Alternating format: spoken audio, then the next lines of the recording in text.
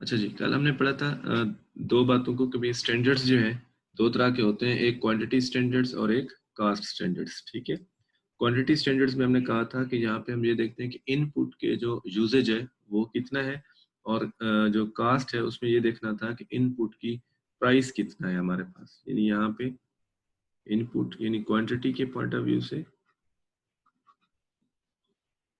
Quantity कितना है, और यहाँ पे इनपुट की प्राइस जो है वो कितना है हमारे पास। इसी चीज को हम आगे कंटिन्यू करके लेके जा रहे हैं। तो अब देखते हैं जी, हमारे पास स्टैंडर्ड्स ये हमने कल भी देखा था। स्टैंडर्ड्स हमारे पास बेसिकली दो तरह के होते हैं। एक को हम नाम दे देते हैं जो ये वाला एरिया है, इन सबको हम कहते हैं कास्ट स्टैंडर्ड्स, और ये जो है हमारा स्टैंडर्ड यानी ये जो सेल्स वाला है इसको हम कहते हैं रेवेन्यू स्टैंडर्ड्स।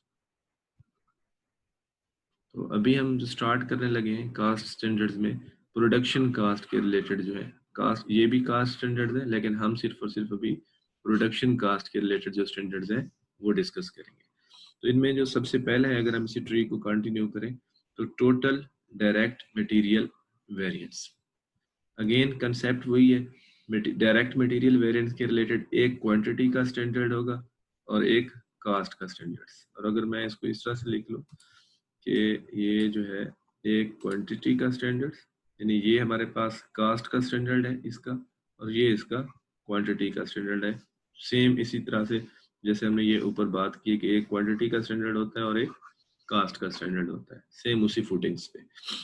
तो अब पहले हम इसी मटेरियल को देख लेते हैं। इम्पोर्टेंट है, छोटी छोटी बातें होगी, आपने जरा इनको केयरफुली सुनना है और नोट करना है। मटेरियल वेरिएंसेस, तो अभी हम फर्स्ट ये स्टार्ट करने लगे।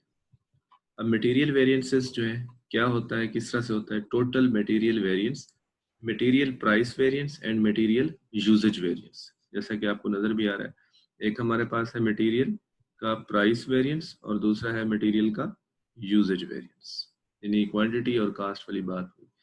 अब मटेरियल प्राइस वेरिएंस क्या है बेसिकली? इसमें हमने ये देखना है, did each unit of material cost more और लेस देन एक्सपेक्टेड। अब ये बात बेसिकली क्या जो है क्या लिखी हुई है, या क्या यहाँ पे क्या कहा जा रहा है, क्या कहना चाह रहा है? देखो, हमने कल पढ़ा था स्टैंडर्ड कास्ट कार्ड। ये बेसिकली क्या चीज थी कि एक यूनिट यानी 1 यूनिट का बजट था, बजट ऑफ 1 यूनिट, कि एक यूनिट ऑफ प्रोडक्ट अगर हम बनाएंगे तो उस पर हमारी कास्ट क्या क्या आना चाहिए, ठीक है, या क्या क्या आएंगी, उसका हमने एक बजट बनाया था। अगर मैं आपको थोड़ा सा ये दिखा लूँ, रिविजिट कर लेते हैं। यहाँ पर अगर आप देखें तो हमने ये कार्ड एक बनाया था, उसमें हमने यही कहा था कि डायरेक्ट मटेरियल इतना क्वांटिटी लगेगी, उसका मटेरियल का रेट इतना होगा, और एक यूनिट पे मटेरियल की कास्ट ये लगेगी, ठीक है। लेबर का इसी तरीके से दूसरी चीज होगा।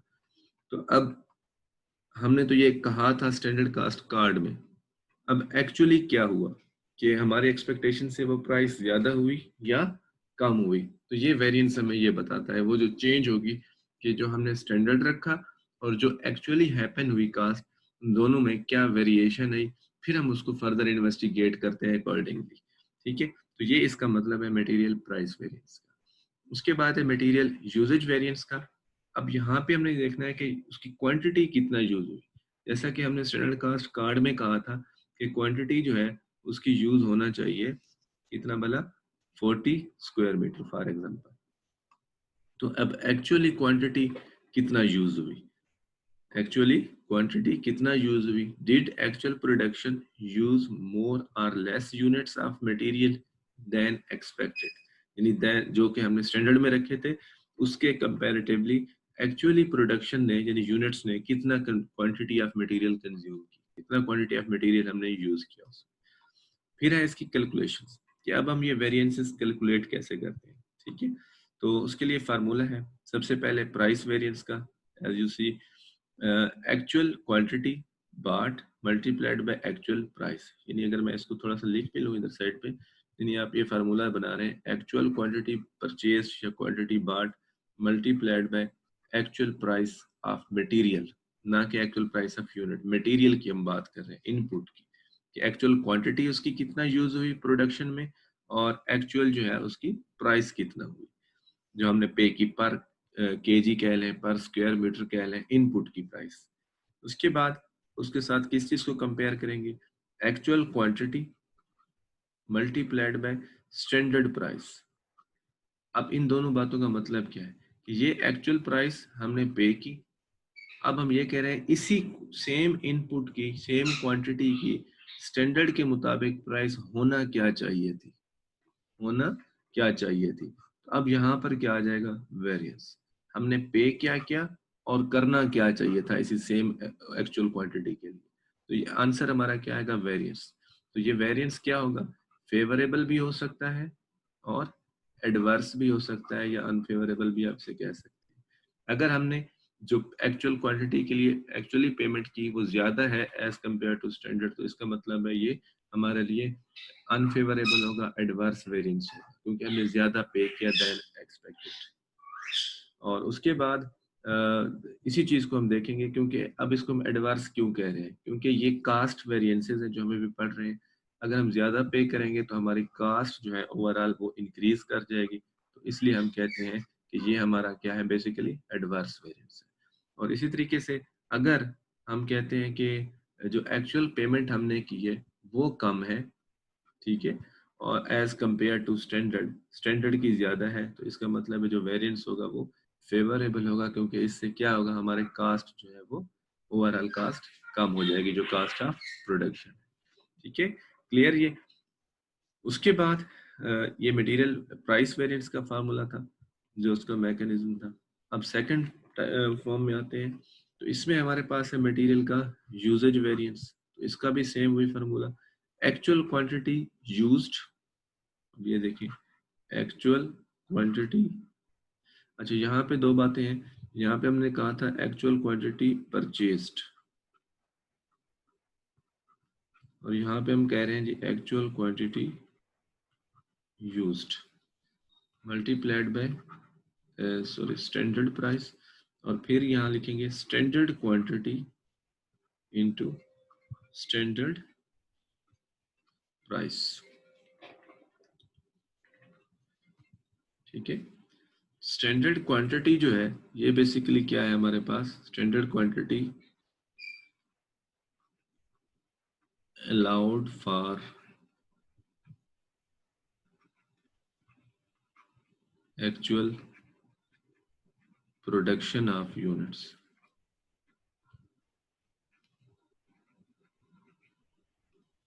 ठीक है, standard quantity allowed for actual production of units। इसका मतलब बेसिकली ये है कि देखो फॉर एग्जांपल हमने कहा था कि भाई हम 10 यूनिट्स बनाएंगे और सॉरी 10 केजी मटेरियल यूज होगा एक यूनिट बनाने में। ठीक है, ठीक है जी।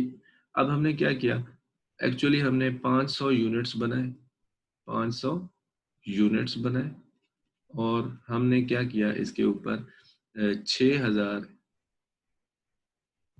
केजी टोटल यूज किया। ये अब एक्चुअली है, एक्चुअल 500 यूनिट्स बनाए और उनके ऊपर 6000 केजी मटेरियल यूज किया। ठीक हो गया। अब जब हम यूजेज वेरिएंस कैलकुलेट कर रहे होंगे तो हम ये देखेंगे कि हमारे पास एक्चुअली कितना यूज हुआ। ये मैं यहाँ पे एक जरा चेंज करता हूँ, ये 6000 क्वांटिटी यानी 6000 केजी यूज हुआ।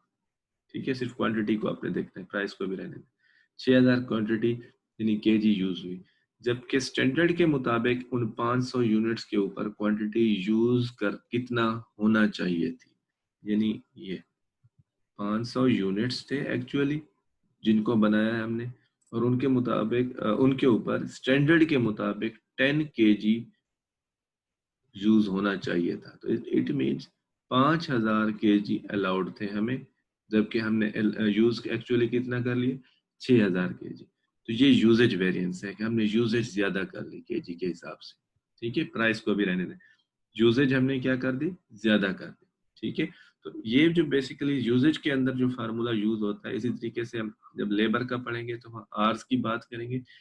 एस क्यू यानी स्टैंडर्ड क्वांटिटी का मतलब ये होता है बेसिकली कि स्टैंडर्ड क्वांटिटी या standard hours allowed for actual production of units. Allowed कितने होने चाहिए थे, और हमने कितना यूज किया, ये यूजेज वेरिएंस के ऊपर हम बात करते हैं। ठीक है, अब हम इसको एक एग्जांपल के थ्रू देखते हैं, प्रैक्टिस क्वेश्चन है, इसको हम देखते हैं और सेम इसी फुटेज पे हम इसको सॉल्व करेंगे। अब देखिए, the following information relates to the production of product X, extract from the standard cost card of product X. अब देखिए ये रेफरेंस हमें कहाँ से मिलता है, स्टैंडर्ड कास्ट कार्ड का, कि वहां से एक्सट्रैक्ट लिया है, उसमें ये लिखा हुआ था स्टैंडर्ड कास्ट कार्ड के अंदर। क्या लिखा हुआ था जी स्टैंडर्ड कास्ट कार्ड के अंदर? डायरेक्ट मटेरियल हम यूज करेंगे, उस कार्ड के मुताबिक लिखा हुआ था 40 स्क्वायर मीटर यूज करेंगे और हर स्क्वायर मीटर का जो रेट होगा 5.3 पर स्क्वायर मीटर होगा। अगेन मैं रिपीट कर देता हूँ कि ये हम एक प्रोडक्ट एक्स बनाने जा रहे हैं। प्रोडक्ट एक्स के ऊपर स्टैंडर्ड कास्ट कार्ड के मुताबिक हमें क्या इंफॉर्मेशन दी जा रही है कि उस प्रोडक्ट एक्स के ऊपर स्टैंडर्ड कास्ट कार्ड के मुताबिक जो डायरेक्ट मटेरियल यूज होगा वो 40 स्क्वायर मीटर और हर स्क्वायर मीटर का जो रेट होगा वो 5.3 पर स्क्वायर मीटर होगा। ठीक है, और इसको जब मल्टीप्लाई करते हैं तो एक यूनिट के ऊपर टोटल मटेरियल कितना लगता है, $212 का। तो ये अलग बात, अभी हम सिर्फ इस यूज के एक यूनिट के ऊपर जो इनपुट है वो रिसोर्स कितना कंज्यूम होगा और उस रिसोर्स की प्राइस कितना होगा। ठीक है, actual results for direct material in the period 1000 units were produced and 39,000 square meters of material costing 210,600 in total were used. Required क्या है, calculate the material total price and usage variance for product X in the period. अब देखिए हम इसको solve करते हैं। ये mics अपने प्लीज ऑफ कर दीजिए। अच्छा जी, अब सबसे पहले जी हम ये कर लेते हैं, हेडिंग में ले लेते हैं मटेरियल वेरिएंसेस।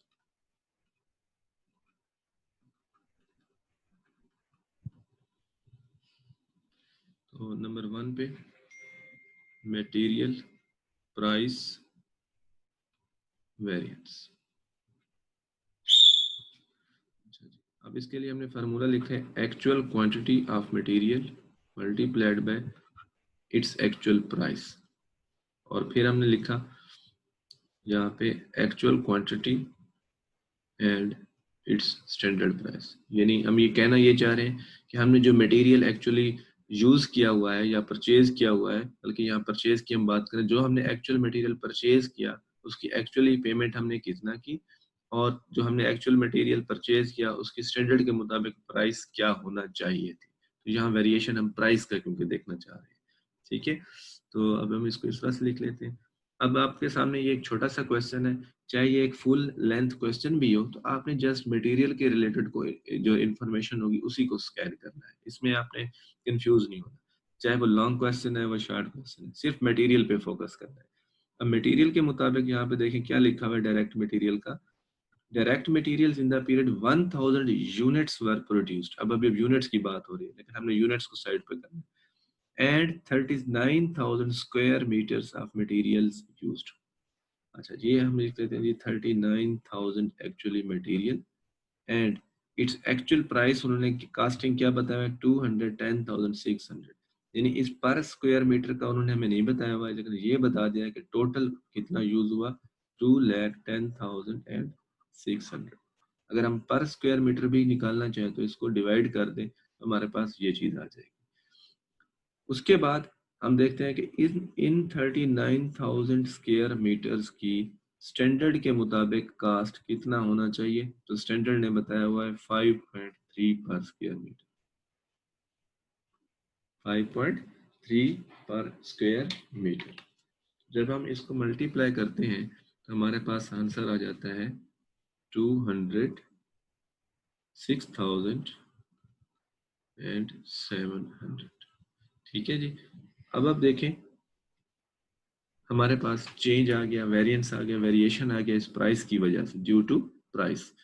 और इसको आप इस तरह से भी देख सकते हैं, अगर आप पर स्क्वायर मीटर निकालना चाहें 210,600 को डिवाइड कर लें 39,000 पे, आपके पास पर स्क्वायर मीटर रेट आ जाता है, तो ये आ जाता है जी 5.40। ये हमने कैसे निकाला, इसको इसके ऊपर डिवाइड किया। ठीक है, तो अब देखें स्टैंडर्ड के मुताबिक 5.30 होना चाहिए, लेकिन एक्चुअली हमने 5.40 पे किया इस रेट के हिसाब से। हम ऑब्वियसली ज़्यादा पे कर लिया, तो ये हमारा जो वेरिएंस होगा एडवर्स होगा, अनफेवरेबल होगा। क्यों? क्योंकि इससे हमारी कास्ट, ओवरऑल जो कास्ट है, प्रोडक्ट कास्ट, वो बढ़ जाएगी। तो इसका वेरिएंस अगर हम कैलकुलेट करें तो ये आ जाता है 3900 एडवर्स, या इसको आप अनफेवरेबल भी कह सकते हैं।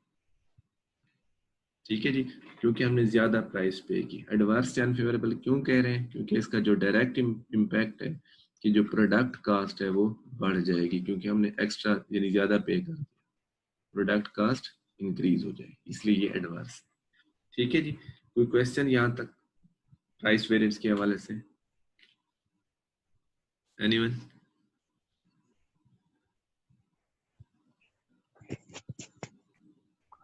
सर ये फेवरेबल और अनफेवरेबल के बारे में थोड़ा सा बता दें। किसका?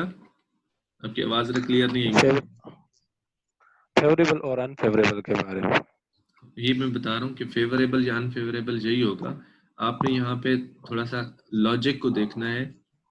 माइक प्लीज अपना ऑफ कर दें। लॉजिक को देखना है, यहाँ पे प्लस या माइनस के साइन को नहीं देखना। हम कैलकुलेट क्या करने जा रहे हैं? Price variance. प्राइस की वजह से हमें क्या वेरिएशन मिल रही है।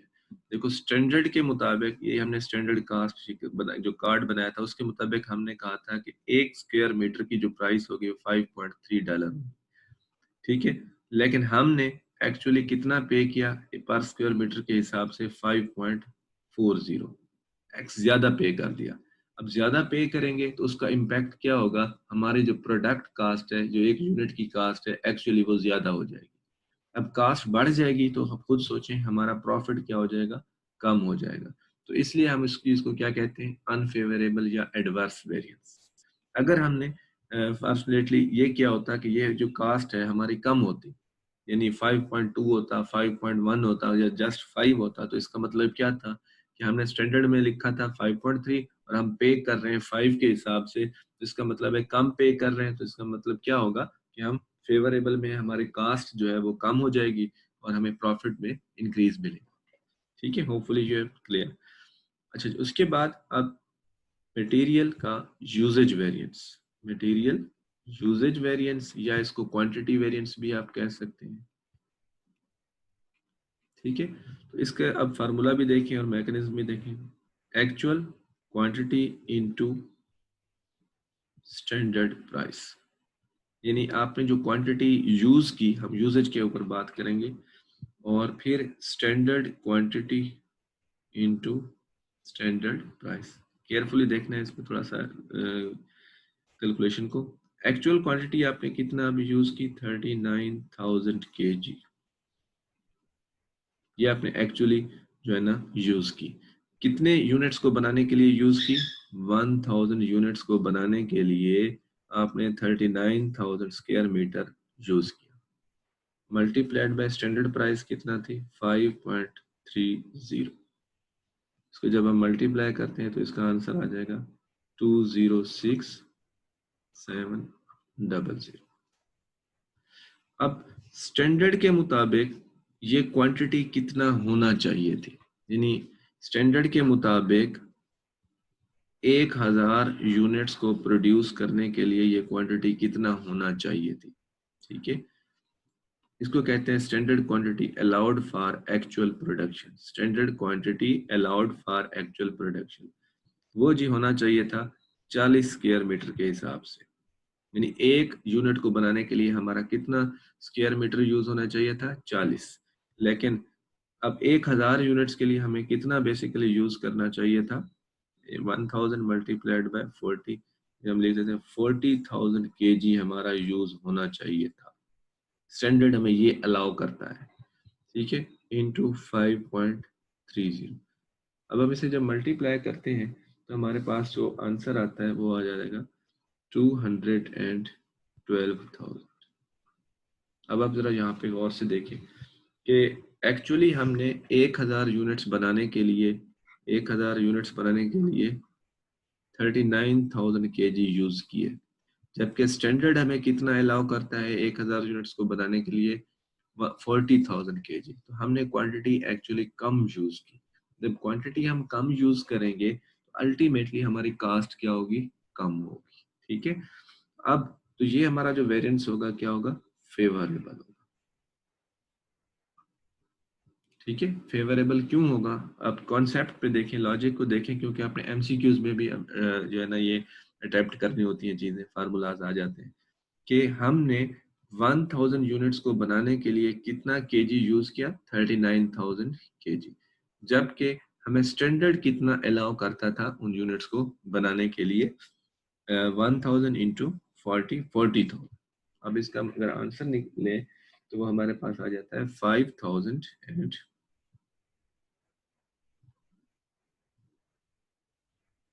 5,300।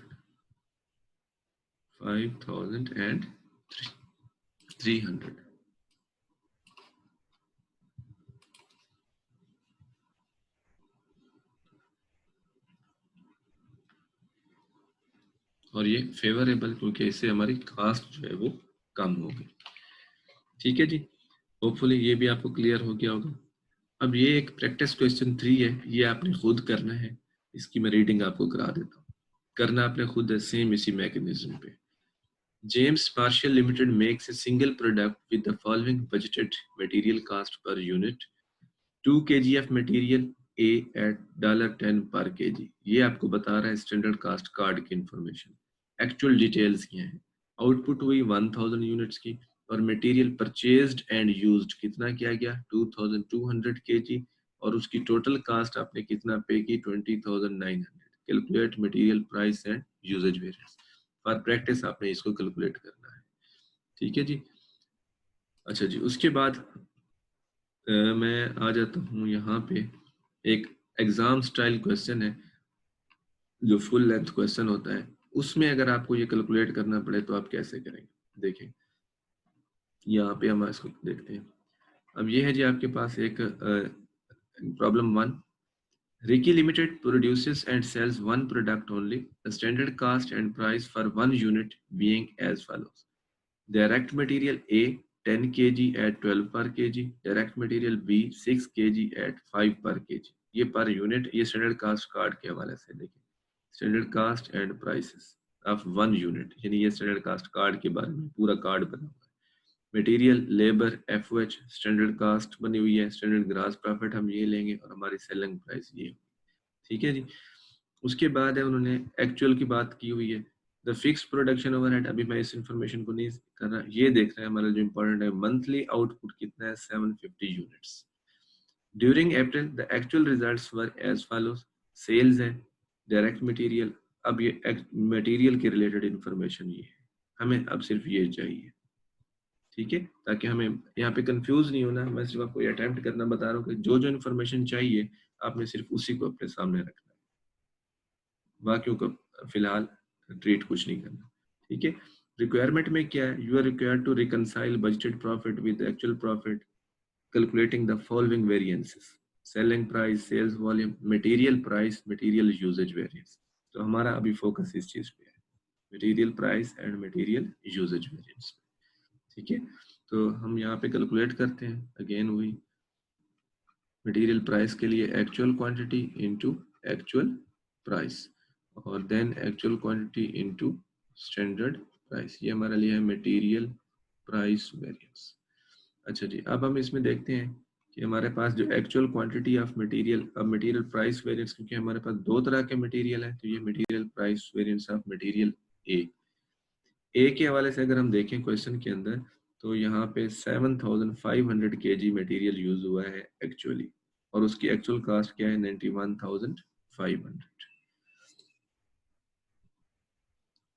ये आ गया जी 7,500 kg, और उसकी एक्चुअल प्राइस पर केजी रेट हमें नहीं दिया, लेकिन टोटल बता दिया $91,500, और एक्चुअल क्वांटिटी अगेन 7,500, और इसकी जो स्टैंडर्ड प्राइस है ये हमें बता दिया उन्होंने, मटेरियल ए की कितना होना चाहिए, ये देखिए पर केजी रेट क्या होना चाहिए, $12 पर केजी।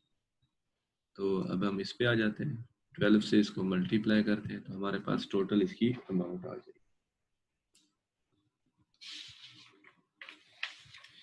देखिए कितना आता है,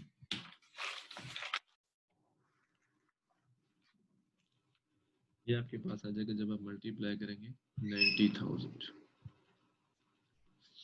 इन दिस वे अब देख रहे हैं कि ये एक्चुअली हमने ज़्यादा पे किया, तो ये हमारे पास एडवर्स वेरिएंस आ रहा है विद 1500, क्योंकि हमने एक्स ज़्यादा पे किया, more than expected, paid more than expected. फिर इसी तरीके से मटेरियल प्राइस वेरिएंस आप बी का कैलकुलेट कर सकते हैं।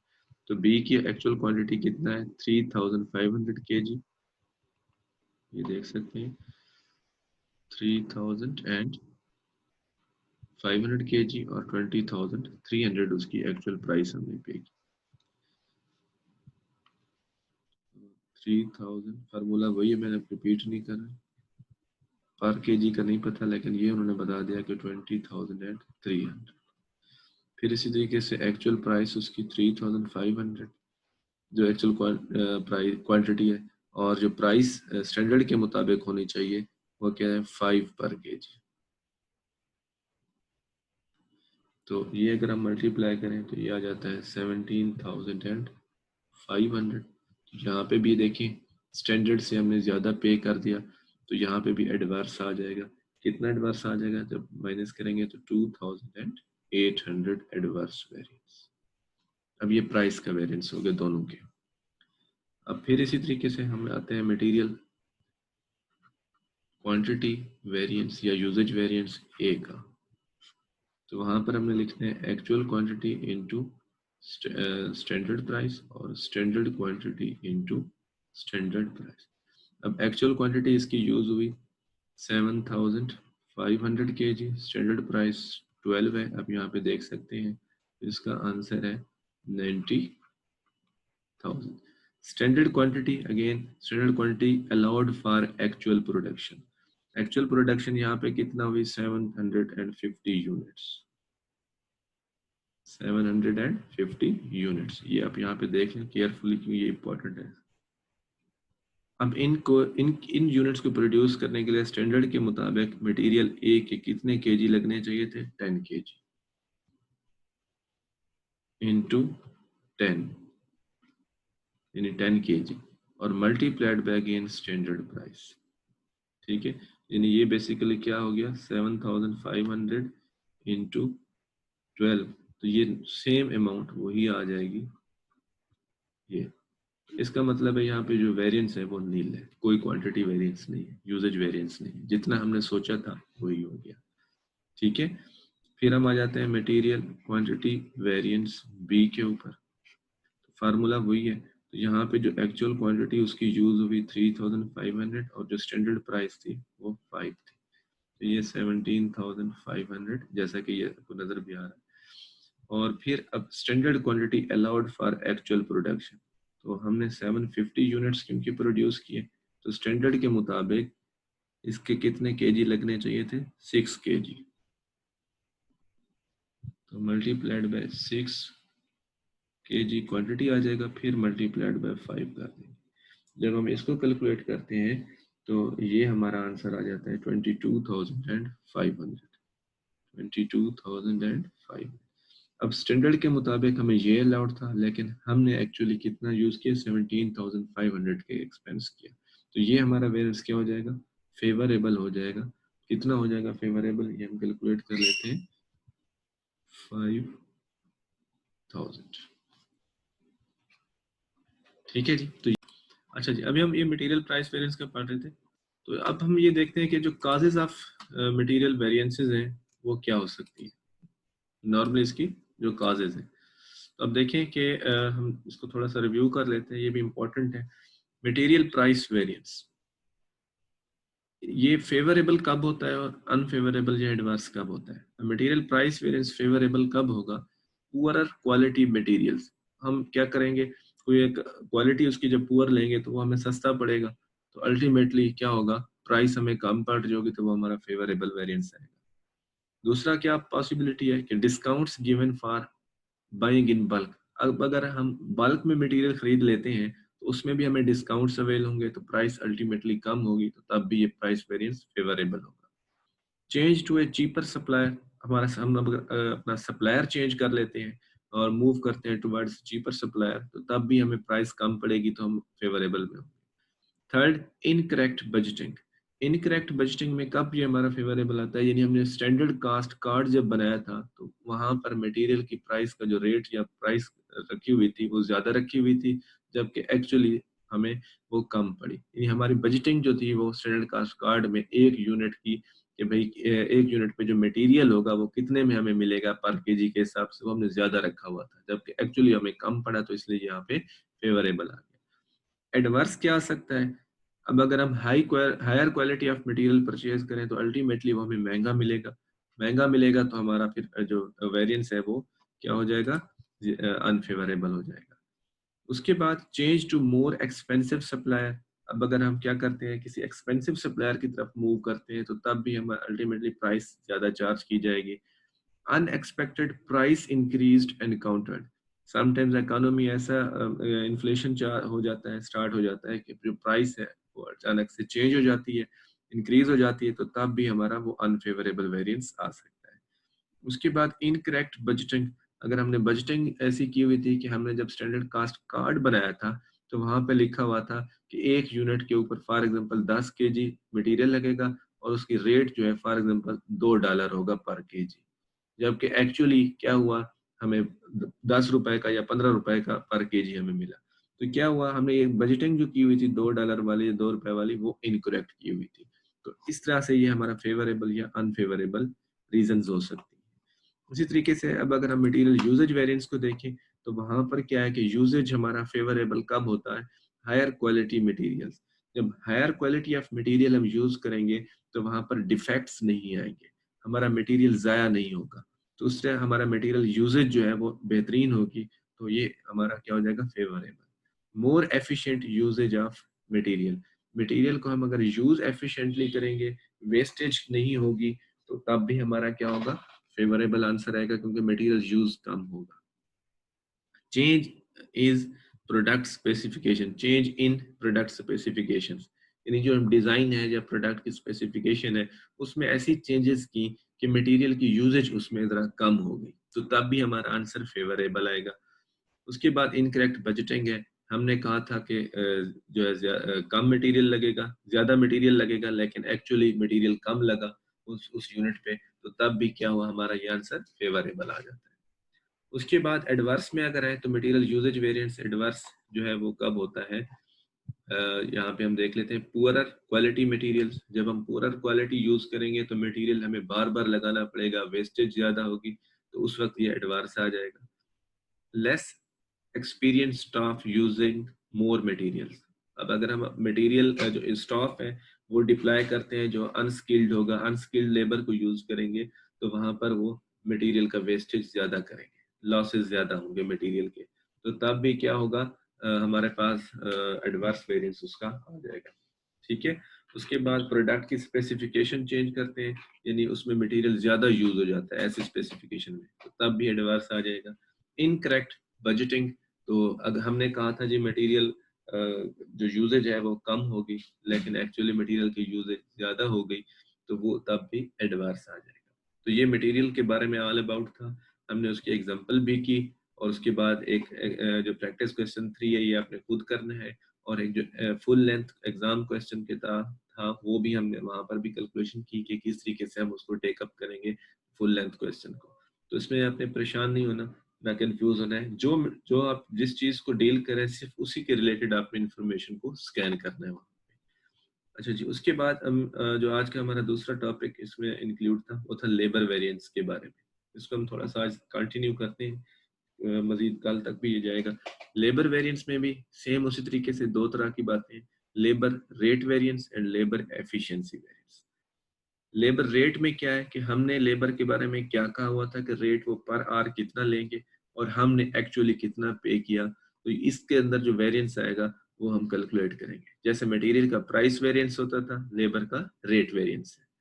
इसी तरीके से लेबर की एफिशिएंसी में हमने जैसे मटेरियल का देखा था कि मटेरियल की क्वांटिटी कितना यूज करते हैं, जहां पर हम देखेंगे लेबर के आवर्स उन्होंने कितने यूज किए हैं, जबकि हमने कहा था एक यूनिट को बनाने के लिए कितने आवर्स लगेंगे, और एक्चुअली उन्होंने कितने आवर्स टेक अप किए उसको बनाने के लिए, ठीक है। तो यहाँ पर देखें डिड प्रोडक्शन टेक मोर और लेस आवर्स देन एक्सपेक्टेड, यानी ये क्वांटिटी के बारे में बात हो रही है, यहाँ रेट के बारे में हो रही है। फार्मूला ऑलमोस्ट सेम है, जस्ट जहाँ क्वांटिटी थी वहां पे आवर्स की बात हो रही है, ठीक है। तो इसको हम एग्जांपल के थ्रू करते हैं ताकि आपको ये क्लियर भी हो जाए। हम जरा यहाँ पर देखिए प्रैक्टिस क्वेश्चन 4 में डायरेक्ट लेबर 72, ये बल्कि यहाँ से स्टार्ट करते हैं। Extracts from the standard cost card, card के मुताबिक यानी बजट के मुताबिक एक यूनिट का जो हमने बजट बनाया हुआ था उसे हम बेसिकली स्टैंडर्ड कहते हैं। अगर ओवरऑल बहुत सारे यूनिट्स का बजट बनाते हैं तो उसे बजटिंग कहते हैं। 1 यूनिट की जो हम बजटिंग करते हैं उसे हम स्टैंडर्ड कहते हैं। अच्छा जी, direct labour standard cost card के मुताबिक हमने कहा जी कि 15 आवर्स लगेंगे एक यूनिट को बनाने के लिए और रेट कितना होगा 4.80 पर आवर लेबर चार्ज करेगी। तो इस तरह से एक यूनिट के ऊपर $72 लेबर के खर्च होंगे। जबकि एक्चुअली क्या होगा, actual direct wages for the period were 15,500 hours use हुए और उनके ऊपर कितनी टोटल अमाउंट खर्च हुई 69,715 total, and actual units produced जो है वो 1000 यूनिट्स प्रोड्यूस हुई। यानी ये जो 15,500 बेसिकली बात बताई जा रही है कितने यूनिट्स पे, ये 1000 यूनिट्स पे बेसिकली खर्च हुए। अब calculate labour rate and hours labour efficiency variance. अब देखिए फार्मूलाज यहाँ पे भी आपके सामने गिवन है, तो मैं यहाँ पे लिख भी लेता हूँ। Labour rate variance actual hours worked, ये कह रहे हैं हम, इनटू एक्चुअल रेट जो हमने पे किया, ठीक है। अब एक्चुअल आवर्स वर्कड और एक्चुअल रेट जो हमने पे किया वो इन्फॉर्मेशन एक्चुअल डाटा में आपको ये मिल, ठीक है। तो हम इसको लिख लेते हैं जी 15,500 आवर्स यूज हुए एक्चुअली, और रेट पर आवर तो हमें नहीं बताया लेकिन टोटल हमें दे दिया कि उसके ऊपर 69,750 जो है डॉलर्स यूज हुए। अगर आप पर आवर रेट निकालना चाहें तो इसको डिवाइड करके ले सकते हैं। उसके बाद एक्चुअल आवर्स जो हमने यूज किए हैं उनके उसके ऊपर स्टैंडर्ड के मुताबिक क्या रेट होना चाहिए था, तो वो ये है देखिए 4.80 पर आवर, 4.80 पर आवर। तो हम इसको मल्टीप्लाई करते हैं तो हमें पता चल जाएगा कि ये कितना इसका आंसर होना चाहिए। 15,500 इंटू 4.80, 74,400, 74,400। अब यहाँ पे गौर करें, एक्चुअली हमने पे किए 69,750, स्टैंडर्ड के मुताबिक इन आवर्स के लिए हमारा जो बनता था पेमेंट का पैटर्न वो 74,400। इसका मतलब है हमने अपने एक्सपेक्टेशन से कम पे किया, तो ये हमारे लिए क्या हो जाएगा, फेवरेबल हो जाएगा, क्योंकि ये कास्ट वेरिएंस है। कास्ट जब कम होगी तो वो हमारे लिए फेवरेबल हो जाएगी। इसको हम माइनस करते हैं कि कितना इनका डिफरेंस आता है 4650। तो ये 4650 हमारे लिए क्या आ गया, फेवरेबल रेट, रेट के पॉइंट ऑफ व्यू से। उसके बाद है लेबर एफिशिएंसी वेरिएंस। यहाँ पे क्या लिखेंगे, actual hours worked into standard rate, और standard hours allowed for actual production into standard rate. अब ये तो सिंपल है, हमने ऊपर भी ये वैल्यूज यूज की हैं, इसको आप देख सकते हैं। 15,500 आवर्स है ये इंटू 4.80, तो ये हमारे पास आ गया 74,400। जबकि स्टैंडर्ड हमें अलाउ कितना करता है फॉर एक्चुअल प्रोडक्शन। तो एक्चुअल प्रोडक्शन हुई है, जो यूनिट्स प्रोड्यूस किए हैं वो हमने यहाँ पे देख सकते हैं 1000 यूनिट्स। इन 1000 यूनिट्स पे स्टैंडर्ड के मुताबिक आवर्स कितने लगने चाहिए थे, 1000 यूनिट्स इनटू स्टैंडर्ड आवर्स हमारे पास ये एक यूनिट पे 15 घंटे लगने चाहिए थे, इनटू 15 आवर्स और multiplied by then standard rate. तो ये 15,000 हो जाएगा, मल्टीप्लाई करेंगे, मल्टीप्लाइड बाय 4.80, तो ये बन रहा है 72,000, 72,000। स्टैंडर्ड के मुताबिक 72,000 का एक्सपेंस होना चाहिए था और क्वांटिटी 15,000 केजी, सॉरी 15,000 आवर्स जो है ना यूज होनी चाहिए थी जो लेबर की, जबकि एक्चुअली हमने 15,500 आवर्स लगा दिए, ज़्यादा लगा दिए। तो यहाँ से भी आप अंदाज़ा कर सकते हैं। तो अल्टीमेटली 500 आवर्स जब हम ज़्यादा लगाएंगे तो ये हमारी फेवर में नहीं जाएगा बल्कि अनफेवरेबल होगा। तो ये 2,400 जो है वो हमारा एडवर्स वेरिएंस आ जाएगा या अनफेवरेबल वेरिएंस आ जाएगा। तो यहाँ पर आज हम अपना जो लेक्चर है वो कंप्लीट कर रहे हैं।